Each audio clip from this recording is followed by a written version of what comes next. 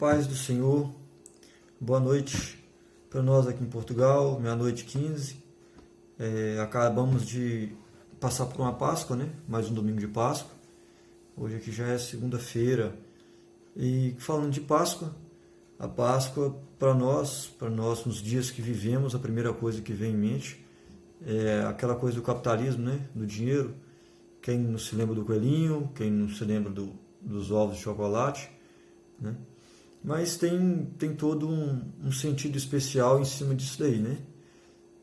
Quando levamos para o lado espiritual, religioso, nós vemos que no domingo de Páscoa foi a ressurreição de Jesus, né? Jesus foi crucificado, Jesus foi para um túmulo e no domingo de Páscoa, né, Jesus ressuscitou.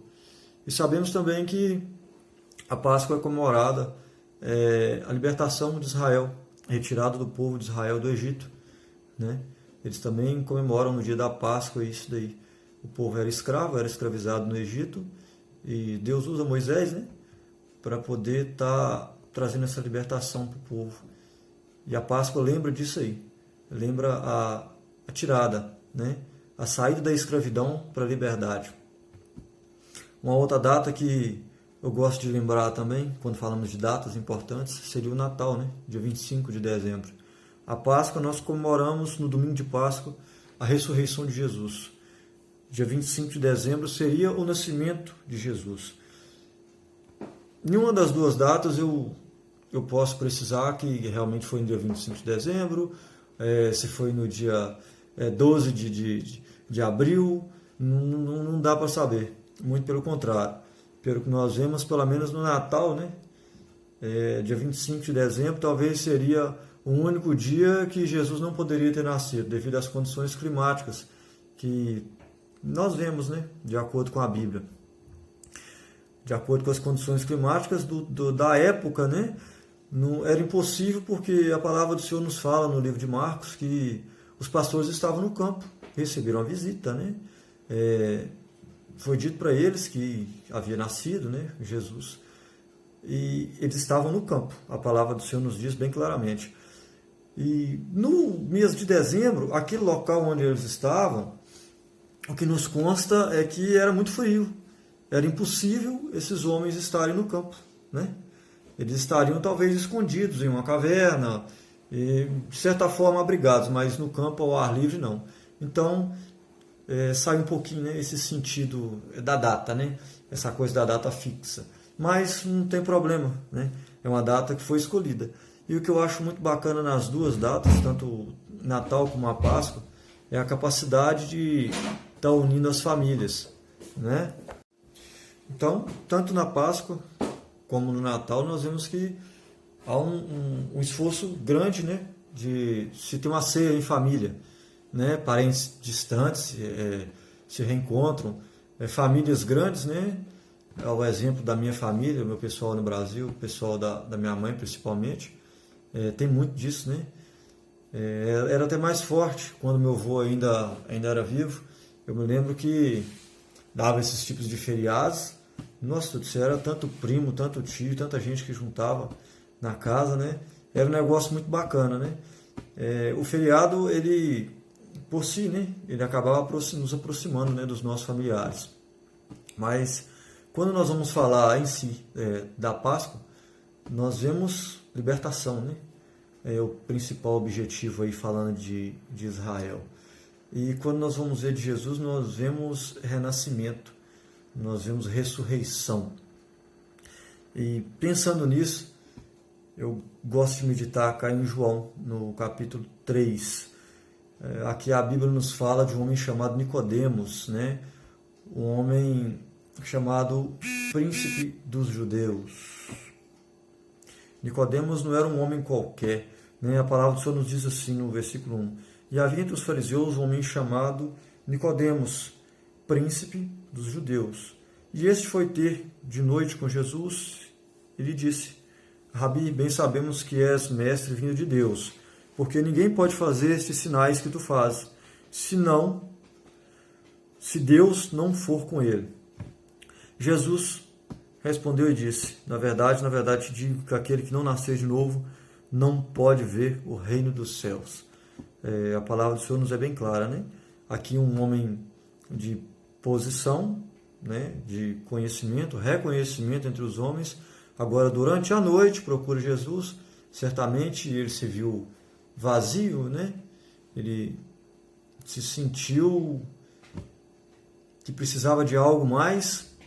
Vem agora procurar Jesus e se abre com Jesus, de certa forma. E Jesus, já bem direto, fala para ele que o homem é necessário nascer de novo.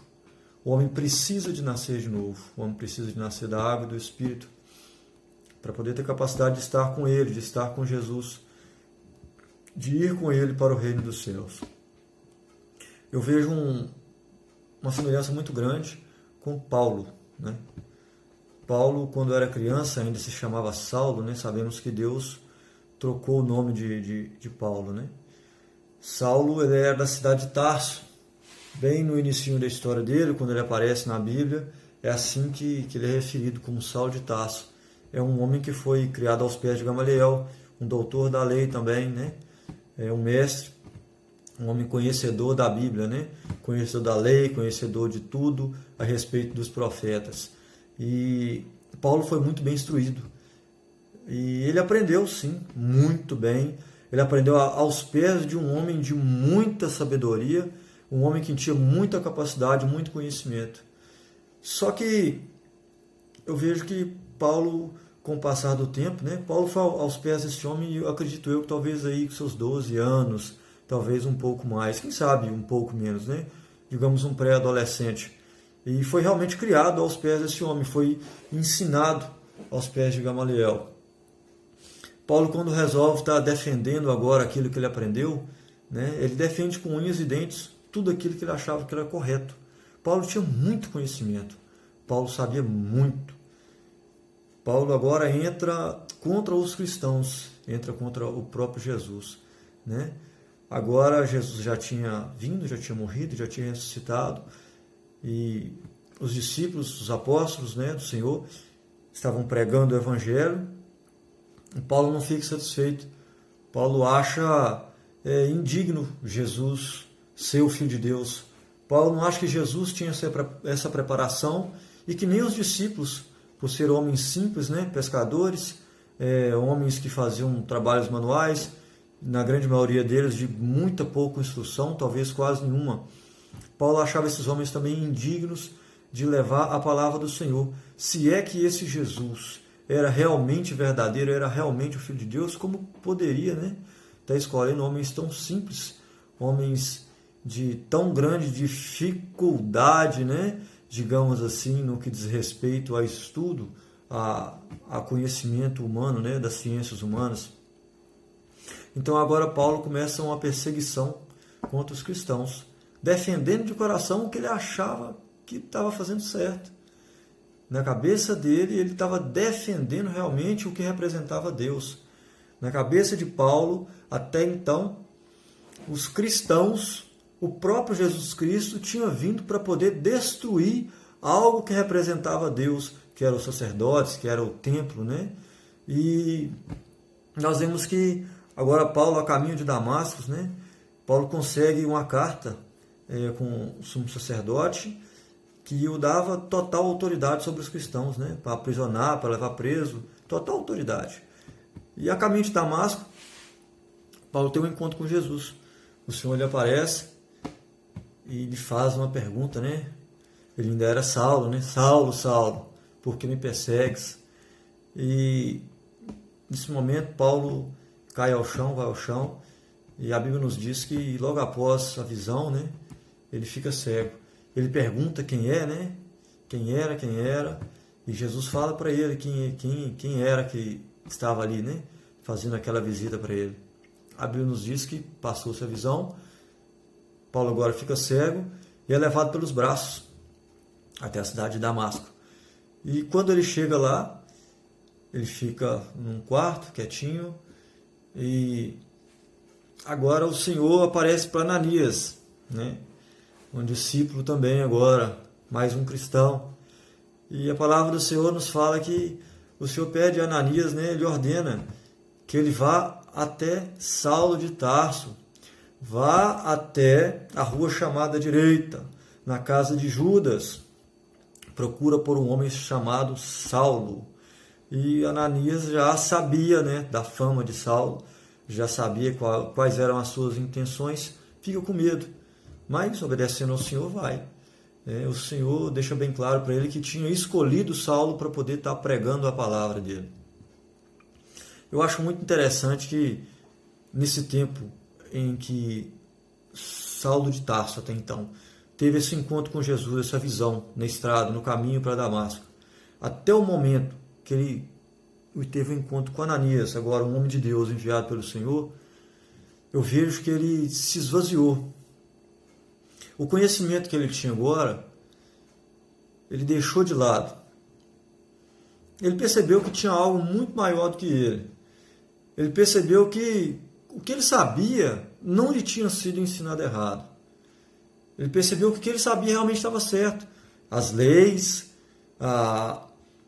as profecias dos profetas, sim, eram todas corretas, mas ele estava dentro da visão errada. E agora, com esse encontro com Jesus, ele dá a oportunidade de ser reinventado por Deus.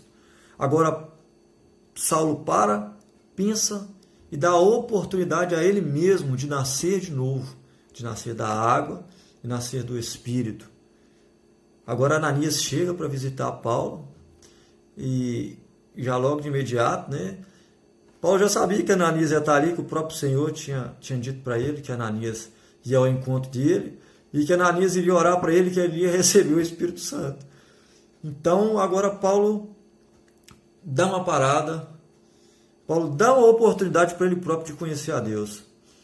E eu vejo uma Páscoa aqui, digamos assim, na vida de Paulo. Paulo deu a oportunidade para ele mesmo de ser liberto dos seus medos, de ser liberto das suas atitudes ignorantes, de ser liberto do seu próprio eu. Eu vejo que Paulo agora dá uma oportunidade para ele mesmo, ele não deu uma oportunidade para Deus, ele deu uma oportunidade para ele mesmo de se achegar mais a Deus. Ele deu uma oportunidade para ele agora de ser enxertado na oliveira verdadeira que é Jesus Cristo de Nazaré. Ele deu para ele a oportunidade de ser reinventado por Deus, de ter Deus como guia dele. Não a sua sabedoria própria de homem, não o seu conhecimento próprio de homem. Não. Ele deu a Deus agora o controle. Ele colocou o leme da vida dele, digamos assim, agora nas mãos de Deus. Ele deixou que Deus decidisse por ele. E o que Deus faz? Agora Deus pega Paulo e transforma Paulo em um dos maiores pregadores do Evangelho. Foi o homem escolhido por Deus para poder levar a palavra do Senhor aos gentios. Paulo agora teve a Páscoa dele, digamos assim. Teve um momento de renascimento dele. Ele teve um momento dele de ressurreição, assim como Jesus. E teve um momento dele de renascimento, de liberdade, assim como o povo de Israel teve lá atrás, quando era cativo nas mãos do povo egípcio. E você? Você é capaz sozinho? Você tem condições de andar, de pelejar, de vencer sozinho? Você tem condições de, pelo menos aqui, não estou falando agora do céu, você tem condições de saber, pelo menos, se você vai acordar amanhã? Se daqui a algumas horas, para mim já é segunda-feira, né? Ainda não, já é segunda-feira. Eu não tenho a mínima condição de saber se daqui 8, 10 horas, meu relógio despertando ou não, se naturalmente eu vou abrir os meus olhos e vou estar vivo. Eu não tenho condição de saber dessas coisas, mas eu tenho condição de saber que a minha vida está nas mãos do Senhor. Eu tenho certeza absoluta que o meu Jesus está cuidando de mim. Eu tenho certeza absoluta que se eu acordar ou não, eu fui reinventado por Deus, eu dei a Deus a oportunidade de me fazer nascer de novo. Eu tive a minha Páscoa alguns anos atrás, quando eu dei a oportunidade para Jesus de ser o meu Senhor, de ser o meu Deus. Quando eu reconheci que sem Ele eu não posso, que eu preciso, que eu sou dependente dEle. Você pode viver a sua vida toda fazendo as coisas da sua forma, sendo autossuficiente, pelo menos na sua mente, né? Pelo menos na sua concepção. Nunca vai ser. Às vezes nós, como homens, né, temos a dificuldade de reconhecermos que somos homens dependentes de Deus. Mas somos, sim, querendo ou não, ora ou não, no momento de aflição, né? Nem que seja uma chamadinha pequenininha, a gente lembra, Deus. Um momento ou outro a gente lembra, né? Qual é o seu medo? Qual é a sua dificuldade? O que tem te aprisionado? É o vício? É a prostituição? São as drogas? É o álcool? Perdeu sua família? Está sozinho no mundo? O que é que tem te aprisionado? Eu te ofereço a oportunidade de nascer de novo. Eu te ofereço a oportunidade de ser liberto. Eu te ofereço a oportunidade de ser liberto por Cristo Jesus, de seja lá qual for o que te agarra, o que te atrapalha. Jesus te ama. Não interessa qual o quadro do mundo. Não interessa o que você tem ouvido. Dê uma oportunidade para Jesus. Dele te reinventar. Renasça em Jesus Cristo de Nazaré. Dê para ele a oportunidade, só você e ele. Faça uma experiência com Deus. Entra para o seu quarto, caladinho, ora em espírito, para ninguém ficar sabendo. Pede Deus para te provar que Ele existe. Pede Deus para te provar que Ele te ama, que Ele está do seu lado. Que com Ele vai ser muito melhor para você. Eu acho que a melhor coisa que nós podemos dizer um para os outros é que Jesus nos ama, Jesus te ama. Jesus carregou uma cruz pesada, se desfez da sua glória, para poder ter um corpo assim como o meu, como o seu de pecado. Um corpo corruptível. Ele deixou um corpo de glória para ter um corpo corruptível. Passar pelas nossas ansiedades, dores, frustrações, para que hoje, depois dele ter sido sacrificado, ter sido morto da forma mais humilhante, mais indigna de todas, ele ressuscitasse e nos desse a oportunidade de morar com ele. Nos desse a oportunidade de sermos feitos filhos de Deus. Jesus te ama. O melhor caminho para o homem é aceitar Jesus. Reconhecer que Ele é o caminho, a verdade e a vida. Esquece as falácias. Conversa com Deus, só você e Deus. Se Deus não te falar nada, se você não achar que Deus ainda assim não passa de um conto de fadas, amém. Mas dê essa oportunidade para você mesmo. Amém? Jesus te ama e que nós tenhamos um início de Páscoa, né? Começando desse domingo de agora, que sejamos libertos de nós mesmos para poder viver o melhor de Deus para as nossas vidas. Fica com Deus. Amém. Que o nosso Senhor te abençoe.